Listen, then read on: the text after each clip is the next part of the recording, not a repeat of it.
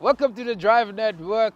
I am your host, Big Bucks. On the show today, Papi. He drives a W123 Mercedes-Benz 1986. Was I even born? Mr. Papi, how are you? Yeah, I'm well and you, Mer. I'm good, Marir. Yeah. I call him Marir, by the way, a name from varsity. Yeah. Mr. Papi, thank you very much for making time. And I think a W123, that's an interesting choice of a car. I'm just, trying to think, Jorge, what is it that made you or drove you to that car? Because there's so many options, right? The youth today, but you went for that cheapy. But what made you, what drove you to that car? Yeah, no, I've got many reasons, but just to cut down a few of those. Number one is more philosophical. Yes. Because when I look at this car, I'm a type of guy who likes to keep low profile. So when you drive a car like this, it doesn't attract too much attention. It's just about you, and it has its own market. It's only certain people who will understand why this car has so much value. Exactly. And yeah, that's one of the reasons. And the other reason is economical. There's always that narrative to say cars depreciate. But when you buy cars like this, they don't depreciate, they appreciate, So it is one of those reasons. Because there are people who have maybe sold this car in the past and now they're in a better position financially and they want to buy it back for sentimental reasons. And they can come to you and offer you any price because it's more based on sentimental values. So it's one of those reasons why I bought this car. And yeah, mainly the other part is the fact that it's still on the road after so many years. That's what fascinates me, to say how can a car be on the road for like 36 years? So that's what fascinated me about this car. And yeah, it's a great choice. It's a great choice. And I think when you speak about retaining your own value, the value of the car rather, I had a Gush 325i, and funny enough, I sold it, 50 grand at the time. Wow. And I tried to go and buy this car back. Today, this car is worth so much, and I'm kicking myself why. But nonetheless, that's a story for another day, right? So for me, and I think key to this the conversation today is not everybody, even though it's an old car, not everybody has the money. Not saying, maybe for a lack of a better word, but not anybody can have such a nice W123 as a toy, as a ride, as a joy ride. Yeah. And for me, always being so curious, I just want to understand, what is it that you do for a living, so that if I'm also looking at you with this nice car, because I always would that these people, beep, nice choice, nice car, what is it that you do for a living? No, in terms of career-wise, I'm a director, enterprise risk management for the University of South Africa. I'm also a consultant, so that's a side hustle. Impressive so I do stuff, consult for various organizations. Yeah, I'm also sitting in some of the boards, but I won't mention the company names. I'm not a rep, but I do. Yeah, that's what I do for a living. Yeah, so I'm basically in business. I'm also employed full time. I can imagine this is quite stressful, busy. It's not for anyone.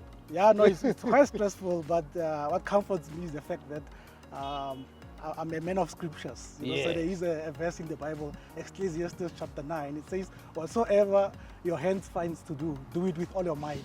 Because where you are going to the grave, you won't have a choice to do anything. Yeah, so I just told myself, this is my life, I live it once, why not optimize it, by trying to, explore all avenues, of your life for your legacy purposes, So yeah, that's basically what motivates me. So I don't complain and say I've got a lot on my basket. If I'm able to do anything, why not do so? Academically, career-wise, I just explore, because I've got that mind that doesn't just want to relax.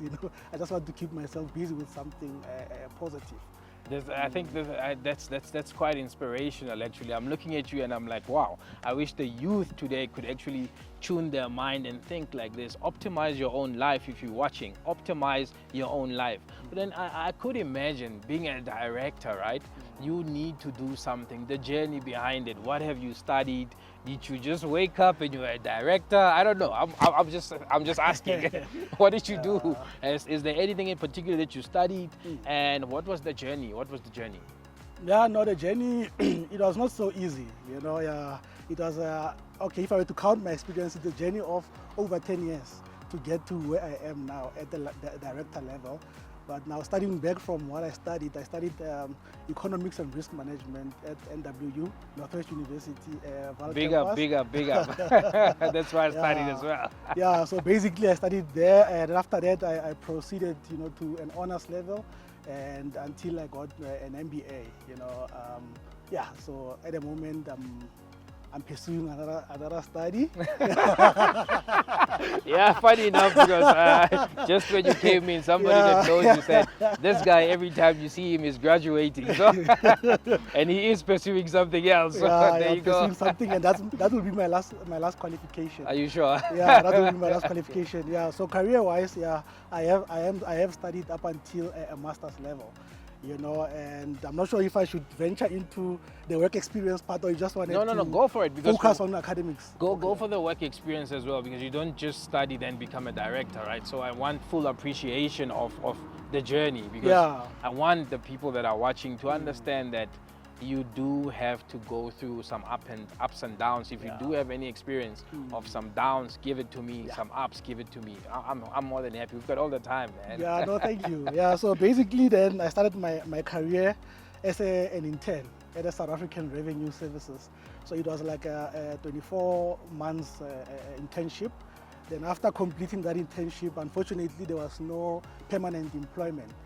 But what I appreciated was the fact that I gained experience. Then I went to Deloitte, but it was a 3-month secondment.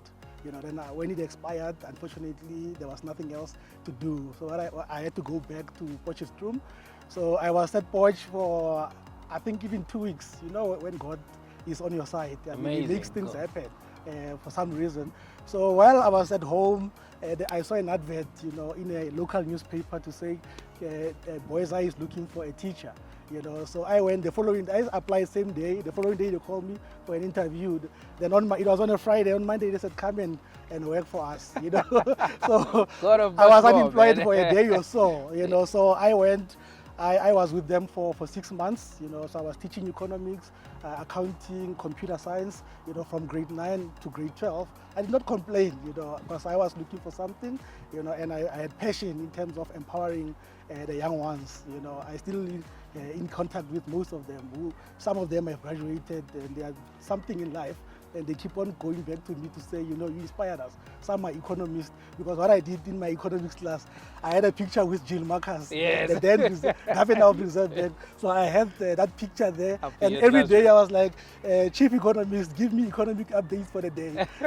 So they had an assignment to go to MoneyWeb, News 24, check Morning Live, and then give me economic updates on a daily basis. So I was giving them a practical. So everyone was happy about the journey, and how I actually influenced, most of the students, to choose economics as a career. Then after 6 months, I got something in the corporate. I had to go to Clover as a junior risk analyst.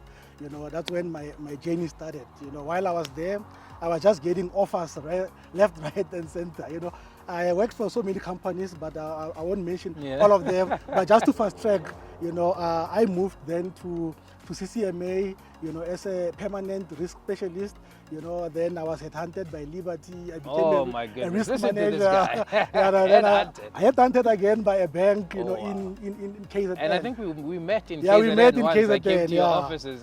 So what I liked about joining that bank, was the fact that it was a small bank, and I needed exposure in the banking industry. So I learned a lot about the bustle, about the bustle and so on. So I was responsible for management of all those models and everything. So it gave me a vast experience in managing people and so on. So I updated my CV. Then after a while, I had to move back to Johannesburg because my wife was this side permanently. My wife. The guy is married. The guy is married. So I joined Alexander Forbes. But there's something that I want to mention along this line. To say, don't burn your bridges wherever you go. So wherever I left with a very high or good note. So while I was in Alexander Forbes, I was a risk manager, and then there was a person that I used to work with at CCMA. Now she's an executive. Now they're looking for someone who can come in at the director level. And then the first person that she thought about was myself. And I was like, but obviously you will have to follow all the processes.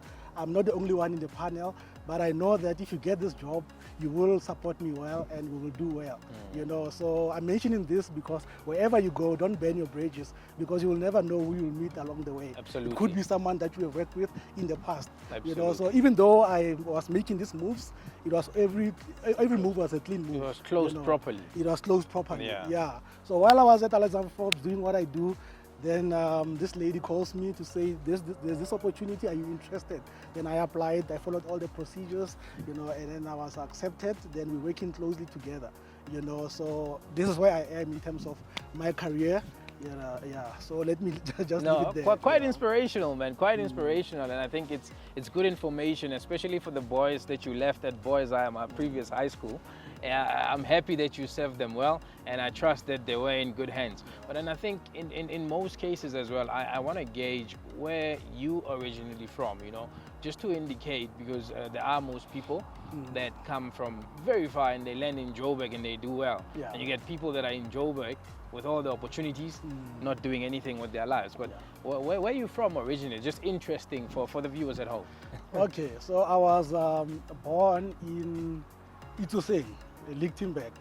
You know, it's somewhere in the outskirts of Northwest. I have some history with that, but you do have history, yeah. So that's where I was born.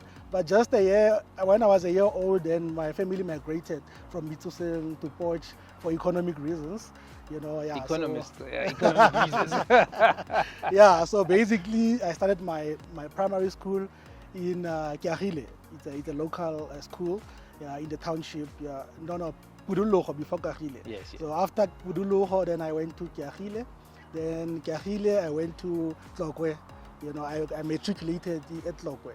Then after Tlokwe, then that's when I moved to the Vaal. So I'm a Potch guy. I grew up there with yourself. To all the ladies out there, if you want yourself a Potch guy, he has the benchmark. So I'm kidding, the guy is married. So basically that's my origin, that's my humble beginnings. That's where I come from. No, thank you. I think for me, it's for the guys at Potch, you do have a good benchmark. For the guys anywhere in the country that might be watching, Potchefstroom is a very small town. You could have easily said there's no opportunities, but you are here today because you've said, I can do this. Doesn't really matter where he comes from, but what matters is where you're going. And I appreciate that and I like that. But I think for me, it's, do you have anything to say to the guys at home that are watching, that are aspiring to be you, that are aspiring to be better than you, and that want to make something of their lives? Do you have anything to share, a small message maybe to them? Okay, now if I were to share with the guys, my message is simple, and it is derived from the scriptures, like I started. You know, as I have indicated, Ecclesiastes chapter 9, you know, it says that whatsoever your hand findeth to do, but it doesn't end there. It says that everyone is given chance and time. And it says the race is not for the swift. The race is not for those who run faster. You can run slowly, but you will get there. And what I like mostly is the marathon. You know, in a marathon, it doesn't matter, someone can run faster than you, you can run slowly, but at the end, you're all going to get a medal. You know, as long as you make it within a cut of time, you'll all get a medal. So what I'm trying to say is that don't look at other people, you know. Some will always be, there will be a person who's talented than you, there will be a person who is more gifted than you, but then focus on your mission, focus on your purpose. And what is more important is the fact that chance and time will always collide. And that time happens for everyone. So when Bugs is doing so well, it is his time to shine. Yours will also come. What you should focus on is the goal, the ideal. And that will happen at the right time. Just be patient with yourself, work hard, and then continue to focus in your own path, focus on your own journey. You will make it. You know, don't worry about your pace. You will eventually get there, because the scripture says the race is not for those who run faster. It's for those who are committed and who have endurance to make it until the end, because you will eventually get a medal. So that's basically my message, you know, for everyone. And I know people get discouraged a lot to say, but I've been trying, I've been doing all of this. I mean, at the time when I was unemployed, You know, I was worried to say what's going to happen, because when I went to Clover, I started again with a very junior position when I thought I could have been very higher after my 2-year internship, you know, but I decided to say, this is my pace, let me go with my pace, you know, and I followed my pace, and along the way, God has a way of catapulting your pace. You'll just see yourself elevating. Say that again? Catapulting. My man. My man. Yeah.